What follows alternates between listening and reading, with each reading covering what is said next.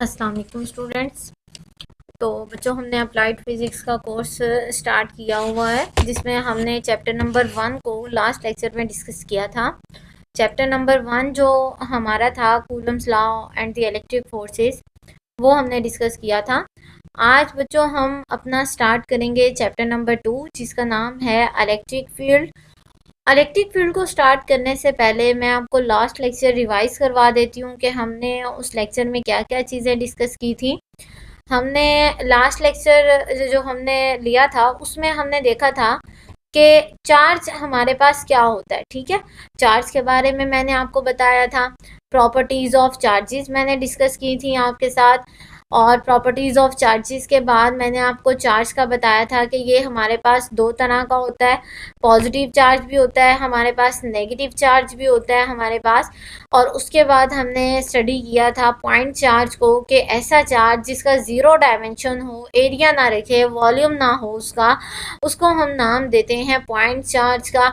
उसके बाद हमने टेस्ट चार्ज के बारे में पढ़ा था, ऐसा चार्ज जिसका मैग्नीट्यूड बहुत ज़्यादा स्मॉल होता है और यूज़ हम किस लिए करते हैं, उसको टेस्ट करने के लिए यूज़ करते हैं इलेक्ट्रिक फील्ड को, इसलिए उसे टेस्ट चार्ज कहते हैं। और इसका मैग्नीट्यूड स्मॉल होता है, हम उसके ऊपर लिमिट अप्लाई कर देते हैं कि अप्रोचेस टू ज़ीरो है, और ये हमेशा पॉजिटिव होता है। पॉइंट चार्ज पॉजिटिव भी होता है, नेगेटिव भी होता है, but test charge is only the positive charge. अब यहाँ पर इसका क्योंकि मैग्नीट्यूड स्मॉल होता है, इसलिए ये दूसरी फील्ड को डिस्टर्ब नहीं करता। उसके बाद हमने कूलम्स लॉ पढ़ा था। कूलम्स लॉ में हमने देखा था कि अगर दो चार्जेस हों आपके पास, चाहे वो सेम चार्जेस हों चाहे वो ऑपोजिट चार्जेस हों, सेम चार्जेस रिपेल करते हैं, मतलब वहाँ पर फोर्स ऑफ रिपल्शन होती है। और अगर ऑपोजिट चार्जेस हों आपके पास तो वहाँ पर फोर्स ऑफ अट्रैक्शन होती है। कूलम ने क्या कहा? कूलम ने कहा था कि फोर्स जो होती है दो चार्जेस के दरमियान, चाहे वो फोर्स ऑफ रिपल्शन हो चाहे वो अट्रैक्शन फोर्स हो, वो फोर्स डायरेक्टली प्रोपोर्शनल होती है product of magnitude of two charges के, मतलब Q1 Q2 के, और इन्वर्सली प्रोपोर्शनल होती है square of the distance between them, मतलब दो चार्जेस एक दूसरे से कितने फासले पर रखे गए हैं उस डिस्टेंस के इन्वर्सली प्रोपोर्शनल हम लेते हैं। मतलब क्या हुआ कि अगर हम चार्जेस का मैग्नीट्यूड ज़्यादा करते जाएं तो फोर्स ज़्यादा होती जाएगी, अगर कम करते जाएं तो फोर्स कम होती जाएगी। लेकिन अगर हम डिस्टेंस को ज़्यादा करते जाएं तो फोर्स कम होती जाएगी हमारे पास, और अगर हम डिस्टेंस को कम करते जाएं तो फोर्स क्या होगी? फोर्स हमारे पास ज़्यादा होती जाएगी। मतलब फोर्स और डिस्टेंस का हमेशा इनवर्स रिलेशन होता है हमारे पास। अगर एक चीज़ ज़्यादा होगी तो दूसरी कम होती जाएगी, अगर एक चीज़ कम होगी तो दूसरी ज़्यादा होती जाएगी। लेकिन चार्जेस का, कूलम्स लॉ में जो चार्जेस होते हैं और चार्जेस का और फोर्स का डायरेक्ट रिलेशन होता है हमारे पास। वेक्टर फॉर्म हमने इसकी डिस्कस की थी, कूलम्स लॉ की हमने डेरिवेशन ली थी, और फिर उसी की हमने वेक्टर फॉर्म डिस्कस की थी कि वेक्टर फॉर्म में हम क्या क्या चीज़ें लेते हैं। साथ साथ मैंने परमिटिविटी को डिस्कस किया था और रिलेटिव परमिटिविटी को डिस्कस किया था, दोनों में डिफरेंस क्या होता है ये हमने स्टडी किया था। उसके बाद हमने कूलम्स लॉ में जो फोर्स डिस्कस की थी, मतलब दो इलेक्ट्रिक चार्जेस के दरमियान में जो फोर्स होती है वो इलेक्ट्रिक फोर्स होती है। उस फोर्स की एप्लीकेशंस हमने स्टडी की थी, जिसमें हमारे पास दो एप्लीकेशंस थी, जीरोग्राफी, इलेक्ट्रोस्टैटिक फोर्स जिसे आप नाम देते हो, जीरोग्राफी था हमारे पास, और हमारे पास था इंकजेट प्रिंटर। जीरोग्राफी में मैंने आपको पढ़ाया था कि ये एक फोटोकॉपियर टेक्निक है, और इंकजेट प्रिंटर में मैंने आपको बताया था कि ये एक प्रिंटिंग टेक्निक है। उसके बाद मैंने आपको एक इम्पॉर्टेंट शॉर्ट क्वेश्चन भी करवाया था कि कूलम्स लॉ में हमारे पास एक शॉर्ट क्वेश्चन आता है लिमिटेशंस ऑफ कूलम्स लॉ। वो मैंने आपको लिमिटेशंस लिखवाई थी कि ये सिर्फ स्टैटिक चार्जेस के ऊपर होता है और सिर्फ पॉइंट चार्जेस के ऊपर होता है, वैक्यूम में हम इसे करते हैं एक्सपेरिमेंट को, चार्जेस डिस्टर्ब नहीं होने चाहिए, ये चीज़ें हमने स्टडी की थी। तो आज का जो हमारा टॉपिक है जिसमें हम इलेक्ट्रिक फील्ड चैप्टर को स्टार्ट कर रहे हैं, उसमें हम जनरल आज देखेंगे कि इलेक्ट्रिक फील्ड हमारे पास होती क्या है। ठीक है, इलेक्ट्रिक फील्ड को हम किस तरीके से रिप्रेजेंट करते हैं, मतलब इसका साइन क्या है हमारे पास, और ये जनरेट कैसे होती है। इसकी हम जनरल डेरिवेशन देखेंगे कि इसकी डेरिवेशन क्या है हमारे पास। इलेक्ट्रिक फील्ड हमारे पास क्या होती है, सबसे पहले आपको नाम का पता होना चाहिए कि भाई इलेक्ट्रिक फील्ड क्या है। इलेक्ट्रिक फील्ड हमारे पास एक रीजन है, फील्ड का मतलब होता है रीजन, ठीक है, ये हमारे पास एक रीजन है। अब इस रीजन में क्या होता है, हमारे पास रीजन में इलेक्ट्रिक चीजें होती हैं, मतलब कोई भी हमारे पास इलेक्ट्रिक चीजें, फॉर एग्जांपल इलेक्ट्रिक चार्ज है हमारे पास, ठीक है, इलेक्ट्रिक चार्ज अपने इर्द गिर्द एक स्पेसिफिक जगह को घेर लेता है, ठीक है, वो जगह क्या होती है, वो उसकी फील्ड कहलाती है। और मतलब अगर इलेक्ट्रिक चार्ज है आपके पास तो उसे हम नाम दे देते हैं इलेक्ट्रिक फील्ड का। अगर कोई चार्ज मैग्नेटिक चार्ज है आपके पास तो उसे उस फील्ड को आप नाम दे दोगे मैग्नेटिक फील्ड का। लेकिन अभी हमने इलेक्ट्रिक फील्ड को स्टडी करना है तो इलेक्ट्रिक फील्ड की हम जनरल डिस्कशन करेंगे यहाँ पर। इलेक्ट्रिक फील्ड हमारे पास क्या होती है, सबसे पहले हमें इसकी डेफिनेशन का पता होना चाहिए। तो इसकी डेफिनेशन क्या है हमारे पास, इसकी डेफिनेशन है हमारे पास the region around a charge, the region around a charge that we can sense it by a test positive charge is called electric field। अब इसका क्या मतलब है हमारे पास कि भाई रीजन वो इलाका अराउंड अ चार्ज, किसी भी चार्ज के गिर्द, किसी भी चार्ज के गिर्द कोई भी इलाका that we can sense it, जिसको हम फील कर सके, ठीक है, उसको हम कहेंगे। हम उसे किस चीज से रियलाइज कर सकते हैं, हम उसे टेस्ट पॉजिटिव चार्ज से टेस्ट कर सकते हैं कि भाई अगर मैंने एक चार्ज यहाँ पर रखा है, उसने अपने इर्द गिर्द ये जगह घेर ली, इतनी जगह घेर लिया, ठीक है, अब ये अपने रीजन में अपने जैसे चार्ज को नहीं आने देगा। क्यों? क्योंकि दो सेम चार्जेस एक दूसरे को रिपेल करते हैं। लेकिन अगर इस रीजन की बाउंड्री पे कोई दूसरा चार्ज, ऑपोजिट चार्ज आ गया तो ये इसे फौरन अपनी तरफ अट्रैक्ट कर लेगा, ठीक है। तो इस तरीके से हम कहते हैं कि रीजन अराउंड अ चार्ज, किसी भी चार्ज के गिर्द, चाहे वो पॉजिटिव चार्ज हो चाहे वो नेगेटिव चार्ज हो, उस चार्ज के गिर्द जो हमारे पास रीजन होता है उसे हम कहते हैं इलेक्ट्रिक फील्ड। और इस इलेक्ट्रिक फील्ड को हम टेस्ट कर सकते हैं किसकी मदद से, टेस्ट पॉजिटिव चार्ज की मदद से। मैथमेटिकली हम इसे कैसे डिफाइन करते हैं, electric field is equal to force per unit charge, ठीक है, एक यूनिट चार्ज के ऊपर जितनी फोर्स लग रही है उसे हम इलेक्ट्रिक फील्ड का नाम देते हैं। ये जो क्यू नॉट है यह है test positive charge. Test positive charge हमने क्यों लिया है, क्योंकि हम इलेक्ट्रिक फील्ड को टेस्ट करते हैं कि ये कितनी फोर्स लगाती है एक टेस्ट पॉजिटिव चार्ज के ऊपर। तो हम इसलिए इसकी जो डेफिनेशन है वो ratio between force and the test positive charge करते हैं। अब इलेक्ट्रिक फील्ड हमारे पास एक वेक्टर वैल्यू है, ठीक है, इलेक्ट्रिक फील्ड वेक्टर वैल्यू है तो डेफिनेट बात है कि भाई इसका मैग्नीट्यूड भी होगा, इसकी डायरेक्शन भी होगी। हमारे पास फॉर्मूले में देखें हमारे पास फोर्स भी वेक्टर है, इसमें इलेक्ट्रिक फील्ड की डायरेक्शन डेफिनेट बात है कि वही होनी चाहिए जो फोर्स की डायरेक्शन है। और यहाँ पर क्यू नॉट क्या है ये मैंने अभी आपको बताया। क्यू नॉट हमारे पास टेस्ट पॉजिटिव चार्ज है। F is an electric force. Electric force means the force between the two electric charges is known as the electric force. ये हमारे पास इलेक्ट्रिक फोर्स कहलाती है। अब क्वेश्चन ये बनता है बच्चों, हमने इलेक्ट्रिक फोर्स तो देख ली, क्वेश्चन ये बनता है कि भाई इलेक्ट्रिक फोर्स जो आपने फाइंड आउट करनी है वो आप कूलम्स लॉ से कैसे फाइंड आउट कर सकते हैं, क्योंकि हमने पहले कूलम्स लॉ पढ़ा है ना, तो हम कूलम्स लॉ से कैसे फाइंड आउट कर सकते हैं ये फोर्स। तो यहाँ पर हमारे पास है कि F is an electric force, force between two electric charges, जो हम कूलम लॉ से ड्राइव कर चुके हैं। कूलम्स लॉ में हमने देखा था कि भाई F की वैल्यू जो हमारे पास आई थी 1/4 pi epsilon nought Q1 Q2 divided by R square आई थी, जिसमें Q1 क्या था, चार्ज 1 का मैग्नीट्यूड था, Q2 क्या था, चार्ज 2 का मैग्नीट्यूड था, R क्या था हमारे पास, इन दोनों चार्जेस के दरमियान में जो डिस्टेंस होगा वो R था हमारे पास, उसका हम स्क्वायर ले लेते थे। और यहाँ पर Q1 Q2 जो भी मैग्नीट्यूड था इनका, इन दोनों को हमने मल्टीप्लाई करना था। अब यहाँ पर देखिए 1/4 पाई एप्सिलॉन नॉट ये पूरा एक कांस्टेंट है जिसे हम कूलम्स कांस्टेंट का नाम देते थे, कैपिटल K से हम इसे रिप्रेजेंट करते थे। और यहाँ पर हमारे पास क्या 1/4 pi epsilon not, epsilon not क्या है, ये हमारे पास परमिटिविटी ऑफ फ्री स्पेस थी जिसकी मैंने आपको कांस्टेंट वैल्यू बताई थी 8.85 × 10⁻⁻12। लेकिन मैंने आपको कहा था कि अगर Q1 और Q2 के दरमियान में हमारे पास कोई मीडियम आ जाए, कोई डाइलेक्ट्रिक आ जाए, तो हम एप्सिलॉन नॉट के साथ ER भी यूज करेंगे, जो हमारे पास क्या है, रिलेटिव परमिटिविटी है हमारे पास। तो यहाँ पर हमारे पास अगर ये जो फॉर्मूला है इक्वेशन 2, ये आपको बता रहा है कि हम फ्री स्पेस की बात कर रहे हैं, Q1 और Q2 के दरमियान में कोई डायलैक्टिक मीडियम नहीं है। अगर होता तो हम यहाँ पर ER लिखते जो रिलेटिव परमिटिविटी कहलाता है। तो हमने क्या किया, put 2 in equation 1 in order to find out the electric field.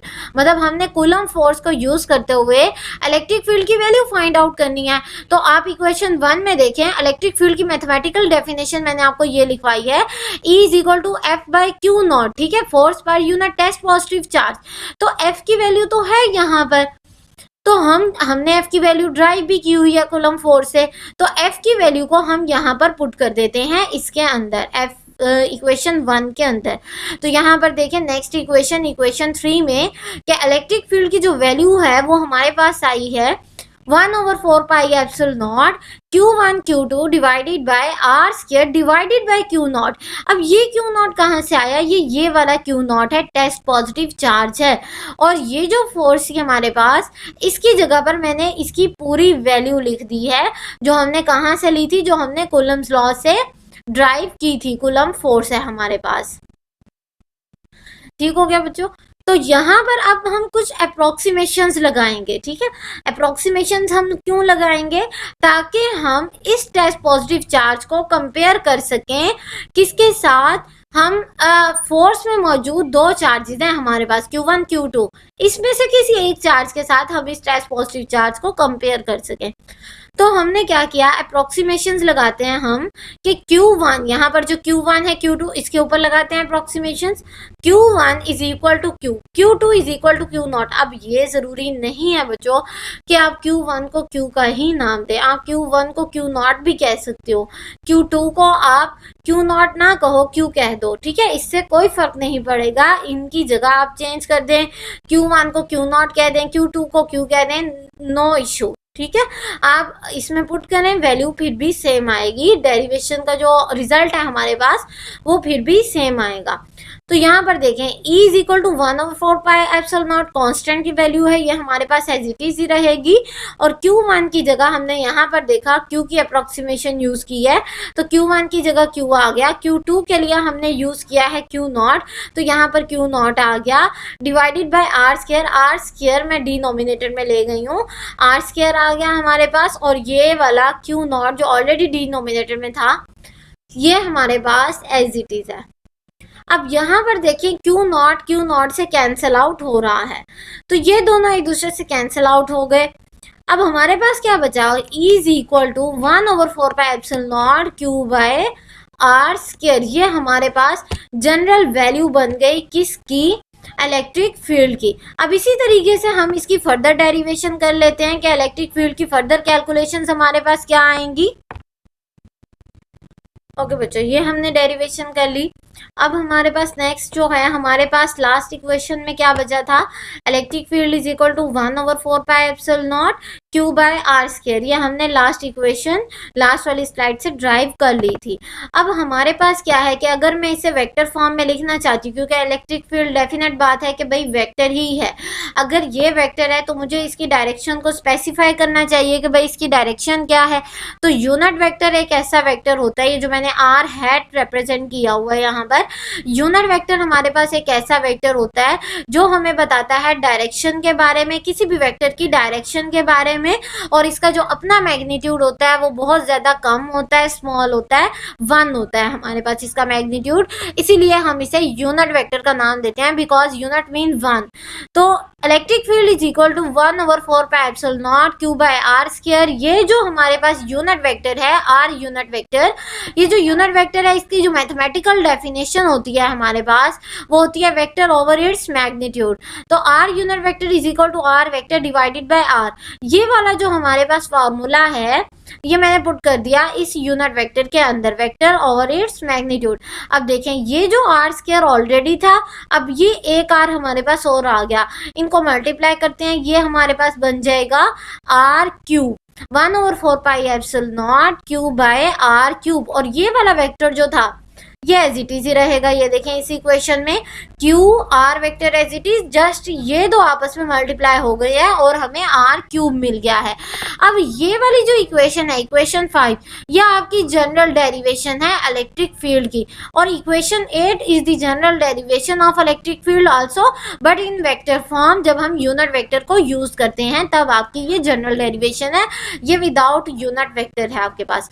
This equation 5 and 8 represent the general formula for the electric field। ठीक है, ये आपके दोनों जनरल फार्मूले हैं। डिफरेंस क्या है, ये with unit vector, this one is the without unit vector.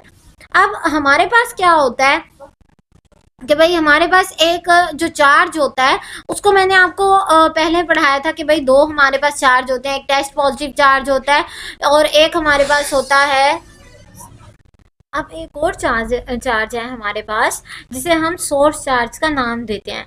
ये इलेक्ट्रिक फील्ड जनरेट कहाँ से होती है, हर charge as a source charge act करता है। मतलब सोर्स चार्ज का मतलब है कि ये सोर्स होता है फील्ड को जनरेट करने का। इलेक्ट्रिक फील्ड जनरेट कर सकता है, अगर मैग्नेटिक चार्ज हो तो मैग्नेटिक फील्ड भी जनरेट कर सकता है। इस टाइम हम इलेक्ट्रिक चार्ज की बात कर रहे हैं, तो इट्स मीन्स ये वाला चार्ज जो होगा जो इलेक्ट्रिक फील्ड को जनरेट करता है, इस चार्ज को हम नाम देते हैं सोर्स चार्ज का। इसके इर्द गिर्द जो रीजन बन जाता है, जैसे मैंने ये डॉटेड फॉर्म में बनाया हुआ है, इसके इर्द गिर्द जो रीजन बन जाता है इसे हम नाम देते हैं इलेक्ट्रिक फील्ड का। मतलब वो फील्ड जो जनरेट हो जाती है इलेक्ट्रिक चार्जेस की वजह से, उसे हम इलेक्ट्रिक फील्ड का नाम देते हैं। अब यहाँ पर हमारे पास ये एक और चीज़ मैंने यहाँ पर शो की हुई है, ये क्या है हमारे पास, ये क्यू नॉट टेस्ट चार्ज है जिसे मैंने नाम दिया है टेस्ट पॉजिटिव चार्ज। हमेशा पॉजिटिव ही रहता है ये, इसका पोटेंशियल हाई होता है लेकिन मैग्नीट्यूड बहुत ज़्यादा स्मॉल होता है, जिसकी वजह से ये सिर्फ फील्ड को डिटेक्ट करता है। तो यहाँ पर जैसे ही ये रीजन में आएगा, इस चार्ज को ये यहाँ पर, अगर तो ये सेम चार्ज है, मतलब यहाँ पर देखें मैंने पॉजिटिव चार्ज लिया हुआ है, क्यू नॉट भी मैंने कहा ये पॉजिटिव चार्ज ही होता है। इट्स मीन्स ये जब इस चार्ज की फील्ड में आएगा यहाँ से रिपल्शन शुरू हो जाएगी, ये इसे रिपेल करेगा। ठीक है, लेकिन अगर ये तो हमेशा पॉजिटिव ही रहेगा। अगर ये वाला चार्ज नेगेटिव चार्ज है तो ये वाला चार्ज जैसे ही इस फील्ड में आएगा या फौरन इसकी तरफ अट्रैक्ट हो जाएगा। मतलब यहाँ से इसके रीजन से, मतलब इसकी बाउंड्री से, इलेक्ट्रिक फील्ड जो हमारे पास है इसकी बाउंड्री से इस चार्ज की मूवमेंट चेंज होगी, या रिपल्शन शुरू हो जाएगी या अट्रैक्शन शुरू हो जाएगी। मतलब यहाँ पर नॉर्मल स्पीड नहीं रहेगी। वहां से हम डिटेक्ट कर लेंगे कि भाई ये जो चार्ज है, जो सोर्स चार्ज है, वो जो रीजन कवर कर रहा है, जो इलेक्ट्रिक फील्ड जनरेट कर रहा है, वो यहाँ तक है। ठीक है, इसीलिए हम क्यू नॉट को यूज करते हैं टेस्ट करने के लिए इलेक्ट्रिक फील्ड को। नेक्स्ट वो जो हमारे पास टॉपिक है कि इलेक्ट्रिक फील्ड जो हमारे पास होती है इसे फील्ड ऑफ फोर्स भी कहते हैं। ठीक है, अगर ये मतलब जैसे मैंने आपको इलेक्ट्रिक फील्ड के नाम से पढ़ाया, अगर फील्ड ऑफ फोर्स आ जाए तो कंफ्यूज नहीं होना, सेम ही बात है। मतलब इसी को हम नाम देते हैं फील्ड ऑफ फोर्स का। इलेक्ट्रिक फील्ड लाइंस, मतलब हमने कहा था कि इलेक्ट्रिक फील्ड एक वेक्टर वैल्यू है, तो डेफिनेट बात है भाई इसकी डायरेक्शन भी होगी हमारे पास। इसकी डायरेक्शन क्या है, इसकी डायरेक्शन हमेशा होती है these line start from the positive and will and on the negative. इसका मतलब इलेक्ट्रिक फील्ड जो एक वेक्टर वैल्यू है जिसका मैग्नीट्यूड भी होता है और डायरेक्शन भी होती है, ये हमेशा इसकी डायरेक्शन रहेगी फ्रॉम पॉजिटिव टू नेगेटिव। मतलब पॉजिटिव चार्ज से नेगेटिव चार्ज की तरफ इसकी डायरेक्शन होगी।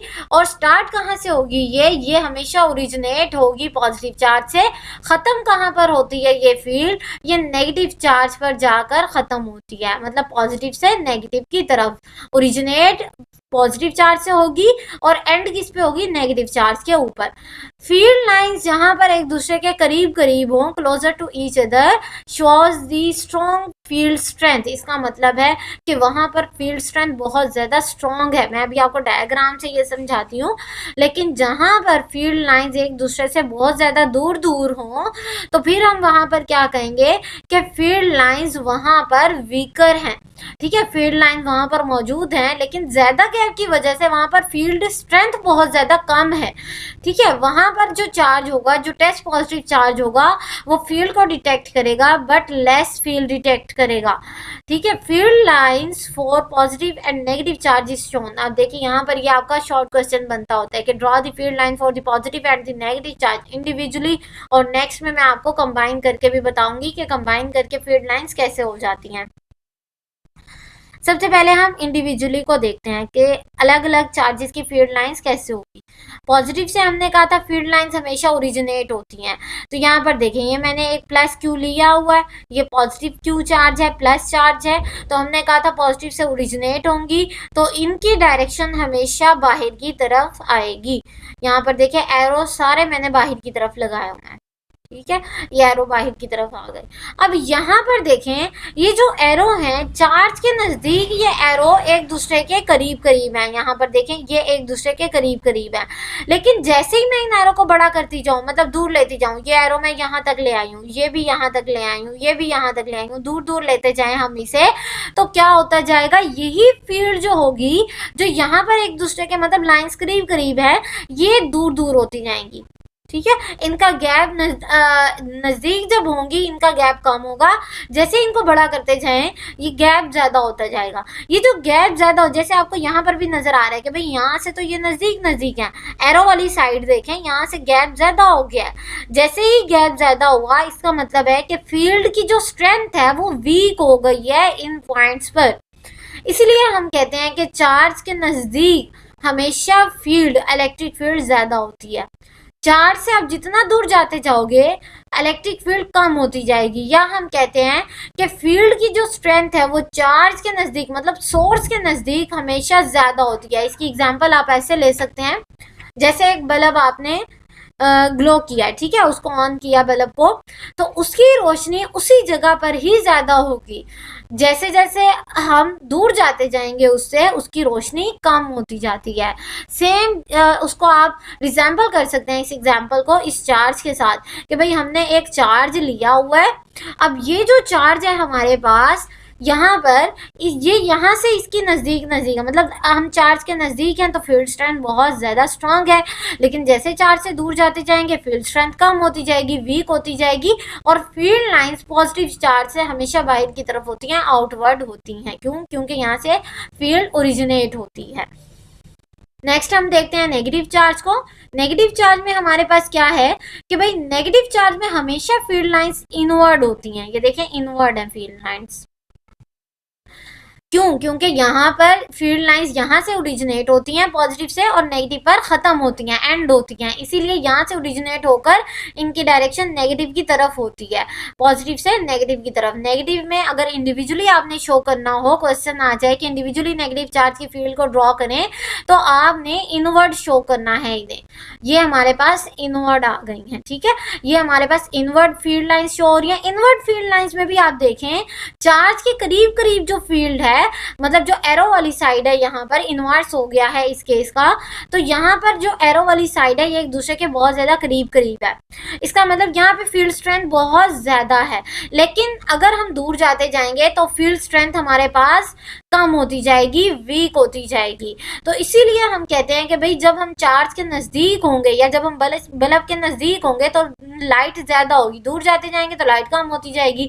इसी तरीके से फील्ड स्ट्रेंथ यहाँ पर ज़्यादा है, दूर जाते जाएंगे ये जो फील्ड लाइन्स हैं इनका गैप बढ़ता जाएगा, और यही गैप शो करता है कि आपकी फील्ड लाइन्स जो हैं वो एक दूसरे से जब दूर हो जाती हैं, गैप ज़्यादा हो जाता है, तो फील्ड स्ट्रेंथ हमेशा कम हो जाती है।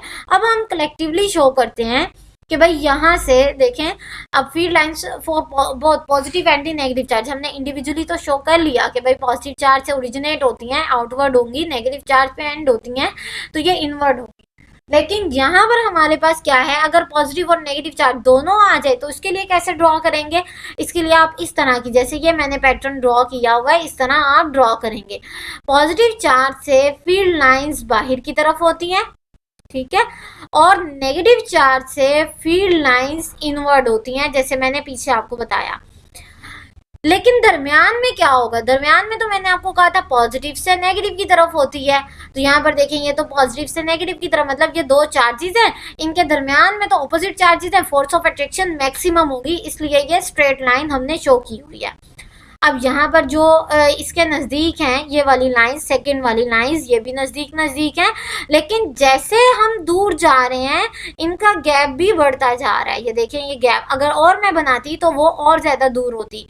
यहाँ से देखें ये वाली दो लाइंस आपस में नज़दीक हैं, लेकिन ये थर्ड वाली लाइंस जो है इसका गैप ज़्यादा है। इसी तरीके से अगर मैं और बनाती उसका गैप और ज़्यादा हो जाता, और बनाती उसका गैप और ज़्यादा हो जाता, मतलब जितनी ज़्यादा दूर जाती जाती गैप बढ़ता जाता। इसका क्या मतलब है, इसका मतलब है कि भाई दो चार्जेस के दरमियान इंडिविजुअली हमने देख लिया, लेकिन जब दो चार्जेस को हम कंबाइन तौर पर इनकी फील्ड बनाते हैं, उनके दरमियान में, जैसे ये दरमियान में फील्ड लाइन करीब करीब है, दरमियान में हमेशा स्ट्रॉन्ग फोर्सेस ऑफ अट्रैक्शन होती है या फोर्स ऑफ रिपल्शन स्ट्रॉन्ग होगी, ठीक है।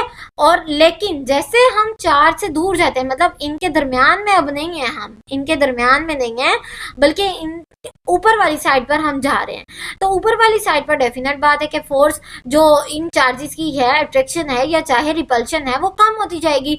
इसीलिए हम यहाँ पर गैप को ज़्यादा करते जाते हैं, अगर और आएगी और गैप ज़्यादा होते जाएगी, इसी तरीके से ये गैप ज़्यादा होते जाता है। सेम वही केस हमारे पास डाउनवर्ड होता है, ठीक है। यहाँ पर मैंने शो भी किया हुआ है कि भाई पॉजिटिव चार्ज है आउटवर्ड होंगी, नेगेटिव चार्ज है इनवर्ड होंगी फील्ड लाइंस। दरमियान में क्या होगा, दरमियान में एक दूसरे के पास पास होंगी क्योंकि फोर्स ऑफ अट्रैक्शन ज़्यादा है, लेकिन जैसे ही दूर जाते जाएंगे इनका गैप बढ़ता जाएगा, फील्ड वीकर होती जाएगी। यहाँ पर देखें वीकर फील्ड है हमारे पास, लेकिन यहाँ पर देखें ये स्ट्रॉन्गर फील्ड है। क्यों, क्योंकि यहाँ पर एक तो हम चार्ज के नज़दीक हैं, ठीक है, और इनके दरमियान में फोर्स ऑफ अट्रैक्शन ज़्यादा है, लेकिन यहाँ पर फोर्स ऑफ अट्रैक्शन ज़्यादा नहीं है, इसलिए गैप यहाँ पर ज़्यादा होता जाएगा, दरमियान में गैप कम होगा हमारे पास। ठीक हो गया हमारे पास, ये मैंने आपको दो चार्जेस की फील्ड भी बता दी। तो बच्चों ये जो आपका टॉपिक है फील्ड लाइंस का, ये आपका शॉर्ट क्वेश्चन में बहुत इंपॉर्टेंट है, इंडिविजुअली भी और बहुत भी, तो आपने ये लाजमी कर। और अगर आज के लेक्चर में कोई भी ऐसा पॉइंट हो जो आपको समझ ना आया हो, कोई भी आपको कंफ्यूजन हो, तो काइंडली मुझसे लाजमी डिस्कस कीजिएगा। थैंक यू सो मच, अल्लाह हाफिज़।